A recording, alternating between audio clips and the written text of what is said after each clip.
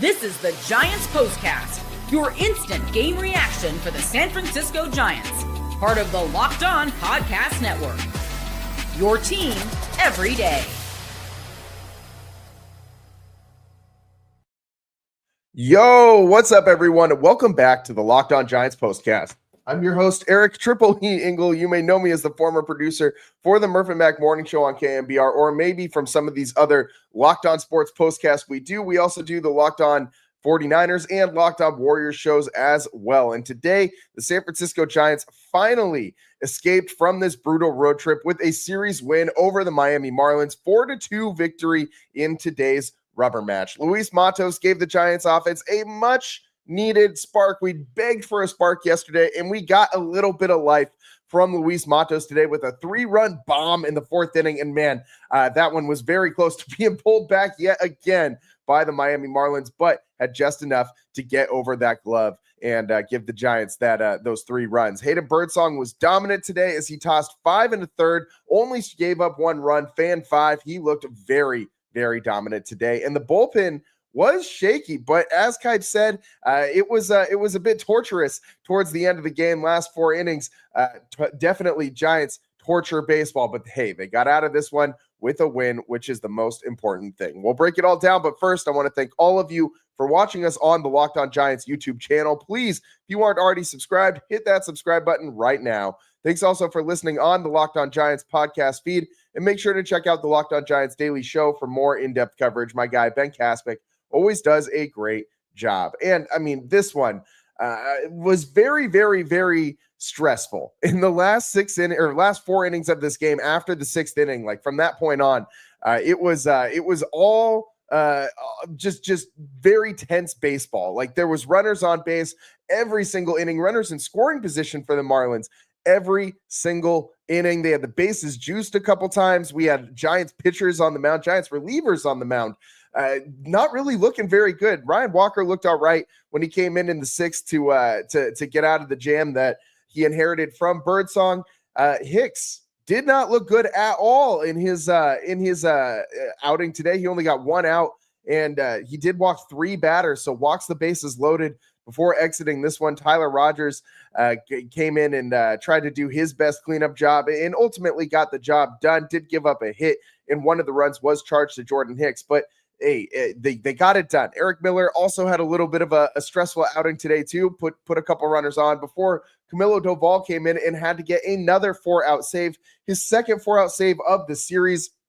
That's not really something you want to see Doval being forced to do too often. This is a guy who hasn't I mean, we know that his track record is wonky when he gets out of his comfort zone, and I just want Doval to come out there and only have to do what he's programmed to do, which is 3 innings at the end of the game with like no extra anythings. Like let him just go out there and be himself, clean inning, all that. But for him to have to come in with inherited runners and then sit back down and get back going, I mean, I don't know that I really like that strategy very much, but hey, it worked out twice in this series. Maybe it's just because his mom was out there in the stands. I don't know what was juicing up Doval, but it's got to be good to be able to pitch in front of mom for the first time in your career. Shout out Camilo Doval being able to experience that with his family.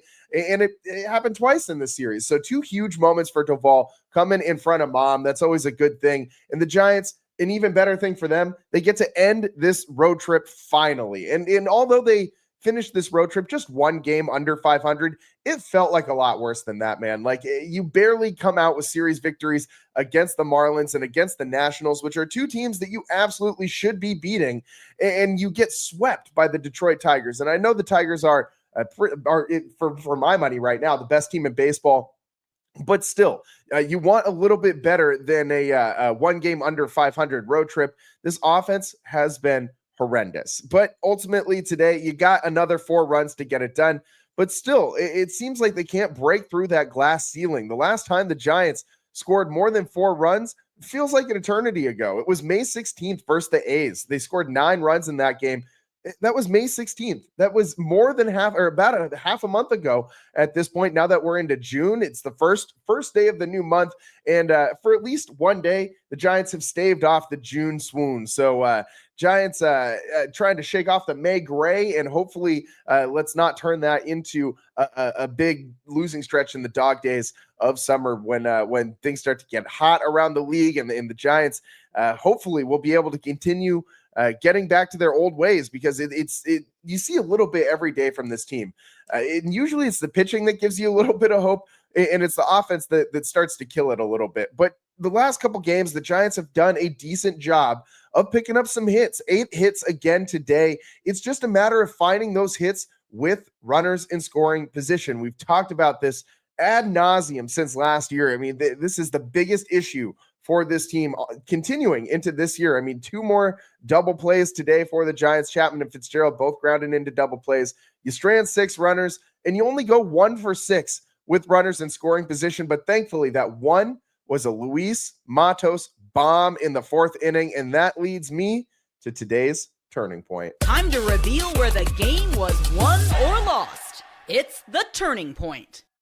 And the turning point for me in this one was that 4th inning, that big swing of the bat by Luis Matos to give the Giants a 4-0 lead. And with the way that Hayden Birdsong was pitching today, it really felt like that was going to be more than enough. It was the second pitch of the at-bat. It was a changeup, and it was basically right down the middle, a little high, and he swatted that 102 miles an hour, 390 feet over the left field wall. And man, that one looked like it had a chance to get pulled back. I mean, when I saw that Marlins outfielder rise up and stick the glove up there, I really was sitting there waiting with bated breath to see if that ball would actually clear the wall and give the Giants some runs. And thankfully it did. I was having a little bit of deja vu back to yesterday, watching both of those huge robberies that the Marlins had.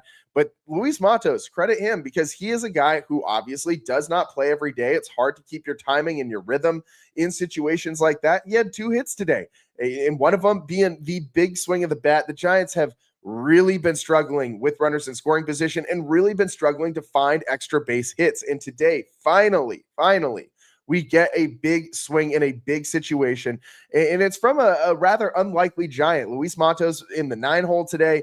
He's only batting 167 on the season, OPS 572, so both of those pretty low.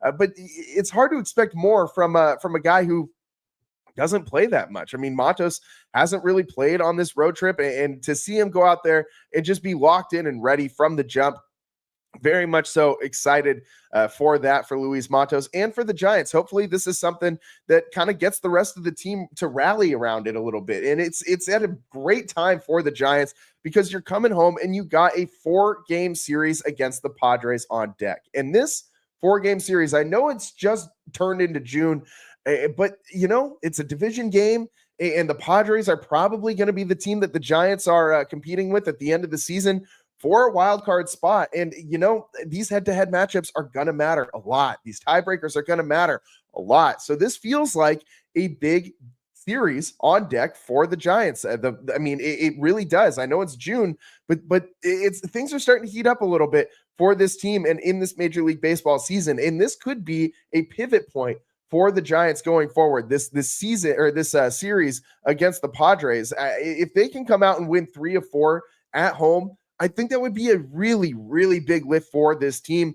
And a win in Miami to chalk up this series with a win, that really helps the Giants coming back home. Because if you're flying all the way back from Florida thinking about how you just lost a series to the damn Fish, that would be a problem. Then you got to somehow find a way to get your head right and get back out there for tomorrow against the Padres. But with the win, that makes that flight home a lot easier, a lot less stressful, and you can start kind of just settling back into feeling like yourself again. At least that's what I'm hoping the Giants do, because this offense earlier this season was fine. I mean, they weren't world beaters. They weren't setting the world on fire, and we know that this offense is not put together to carry this team to wins. It's pitching and it's defense that are going to win games for this Giants team. Although they did have another error today, the pitching has been very, very solid. A sub-2 ERA for a lot of this month of May.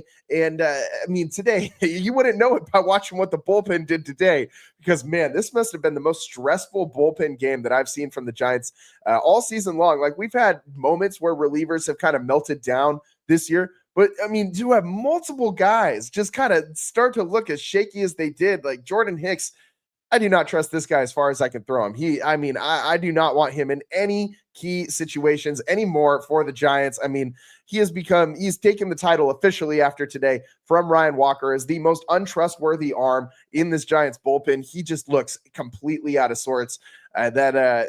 We saw a couple good sliders from him in today's outing, but really, it just looks like all of his pitches aren't doing what he wants them to do. He's getting hit hard. He's not really able to locate the ball very well right now. He doesn't seem to have very much command over anything that he's trying to throw. He's struggling just to get pitches over the plate, and that's never a good situation. He had 3 walks and 1 out. It's a horrible outing for Jordan Hicks. His ERA all the way up to 6.47. This guy has got to be the last arm out of the pen at this point. And honestly, I just want to see them using him as sparingly as possible until he gets his stuff right. Maybe give him until the All-Star break to try and just figure it out and just be the very last emergency arm out of the pen, or have him go out there and eat some innings when you have a nice big lead or when you're behind by 6 runs already. Those are the only situations where I think Jordan Hicks is useful to the Giants right now. So thankfully they escaped from it. Didn't spoil Hayden Birdsong's day. He was very, very, very good today. We got to talk about his day next on the Locked On Giants postcast. But before we get there, we're going to give out a player of the game, and I think you guys know who this one's going to. This is the Locked On Player of the Game. And the player of the game for today's game is Luis Matos. Don't think too hard about it. The Giants, what do they need the most? A home run and some offense. And what did they get from Luis Matos today? A home run and some offense. So it's pretty straightforward. Luis Matos gave the Giants what they needed, and it resulted in a Giants win. He had 3 RBIs today on that one swing of the bat. He also had a couple of hits today in this one off of a couple of off-speed pitches, which is always a good sign for a young guy like Luis Matos. Usually young guys hit fastballs well, and they struggle with the off-speed stuff, and kind of vice versa for older players. But for Luis Matos today, he had both of his hits off of off-speed stuff. So credit him for jumping all over that changeup and swatting it over that left field wall. His 4th home run of the season. Scored Casey Schmidt and Pat Bailey, who both reached earlier in the inning. Bailey with a single and Schmidt with a walk. For the Giants, that was pretty much all that they needed. They did get one earlier in that 3rd inning. The Giants, Wilmer Flores had a ground out that ended up scoring Elliot Ramos. So that got them on the board to start this one. And worth mentioning, the way the Giants were able to generate that run, aggressive base running, steals, a double steal by Elliot Ramos and Tyler Fitzgerald to put runners at 2nd and 3rd base. That was the key situation for the Giants to be able to set this one up, because if they didn't do that, that ground ball probably turns into a double play, and the Giants don't get a run in that 3rd inning. So shout out the Giants' aggressive base running. This is something that we want to see more of. This is something they did a lot at the beginning of the season and have kind of shied away from it in recent weeks. But it's a good situation for the Giants. Elliot Ramos, his 5th steal of the season, and Fitz his 8th steal of the season. So Fitz has been running a little more than he did last year, and I want to see him continue to do that. I think that they should ramp up his steal opportunities, because I think this is a guy that could steal 25, 30 bases in a season. He's that fast. And I think that as he gets older, as he gets a little bit more savvy with his base running ability, he's going to end up stealing more bags. So I'm glad that we got to see that. And obviously, it's so nice watching Elliot Ramos be a complete ball player, man. Like, it's been a while since the Giants have had a guy who feels like can do it all. And Elliot Ramos has been that guy for the Giants this year. He's hitting for power. He's hitting for average. He's able to steal bases. He's making, Superman diving stops in the outfield, making great snags out there. He's doing it all, man. Like, I really am a fan of watching Elliot Ramos just play baseball. He's someone who you can go to the park and just enjoy watching what he does out there. And it's been a while since the Giants have had guys like that on the team. So Elliot Ramos and Tyler Fitzgerald stealing bags to set up that run. Luis Matos whacking a 3-run bomb. The Giants getting some offense going in Miami, but it's still not good enough. We need some more offense. We need a crooked number, man. I need the Giants to break this glass ceiling, score more than 4 runs during this next homestand. Please, for the love of God. It would just make me feel a lot better. Like, it's not necessary for a win per se, but it would just make me, and I'm sure everybody else that roots for this team, feel better. We got to take a quick break here because on the other side, we got to talk about Hayden Birdsong. He was very good today, and his great season just continues. He just keeps on rolling, and it's kind of an under the radar situation for Hayden Birdsong, despite how good he's been and all the hype around this young arm. He's kind of doing it in an under the radar fashion. Let's talk about Hayden Birdsong's day next on the Locked On Giants postcast. Today's show is sponsored by Wonderful Pistachios. Looking for a snack that's both nutritious and delicious? Crack into a good source of protein with Wonderful Pistachios. Wonderful Pistachios is one of the highest protein nuts. Each 1 ounce serving has 6 grams of protein, giving you over 10% of your daily value. Plus, they're packed with fiber and better for you unsaturated fats to help keep you feeling fuller longer. Personally, I love the no shells variety. It's the perfect grab and go snack for busy days. Whether I'm snacking on my desk, on a road trip, out at Oracle Park, or if I just need a quick protein boost, they're always my go-to. And if you love cracking open every shell for that satisfying crunch, the in-shell options are also a classic favorite. Wonderful Pistachios is a complete source of protein, providing all 9 essential amino acids, and they pack a huge protein punch in those little green wonders. They're the perfect grab and go snack. Like I said, if I'm heading out to a game at Oracle, I just grab them, shove them in the pocket, and I'm out there, just cracking open the shells, and it's so easy. You're just throwing them all over the yard at Oracle. Nothing better than sitting out there cracking those shells open, just watching a ball game. And it's perfect because they give you all the protein you need. Get snacking and get cracking with the snack that packs a protein punch. Visit wonderfulpistachios.com to learn more.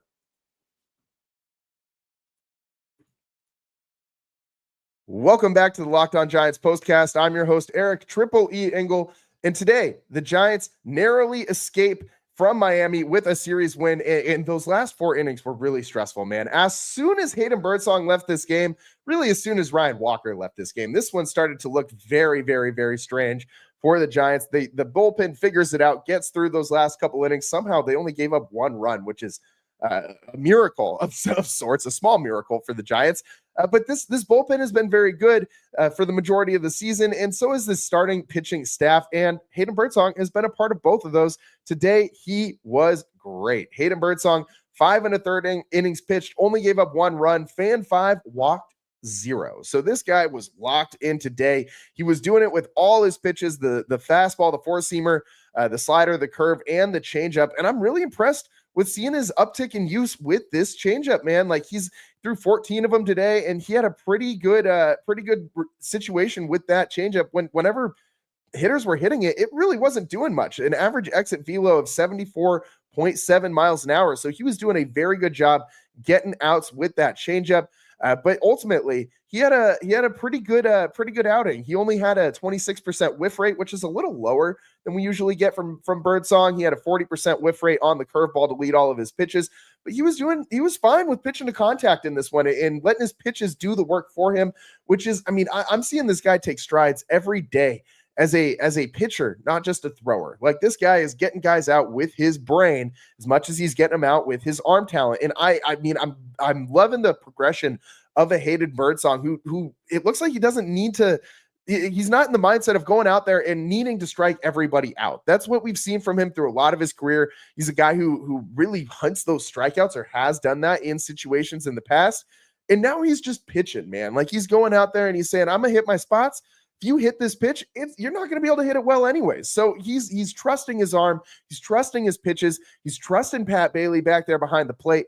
And he's trusting his plan of attack. And that is resulting in a very, very, very good season for Hayden Birdsong. On the year, he's got a 2.37 ERA. Like, this guy looks so damn good. And if the Giants were going to the postseason right now and you needed to narrow it down to a 3-man staff, I'm going with Logan Webb, Robbie Ray, and Hayden Birdsong. That's my picks. Like, I would love for Hayden Birdsong to kind of be able to take over as that basically the number 3 arm in this rotation by the end of the year. That would be a very good development for the Giants, because it would mean that he's on the path to becoming a bona fide, like, number 2 option to Logan Webb on this pitching staff. And I love watching this guy work. He's just a fun guy to watch pitch, ultra competitive. You can see it in his eyes. He's just got this fiery demeanor to him.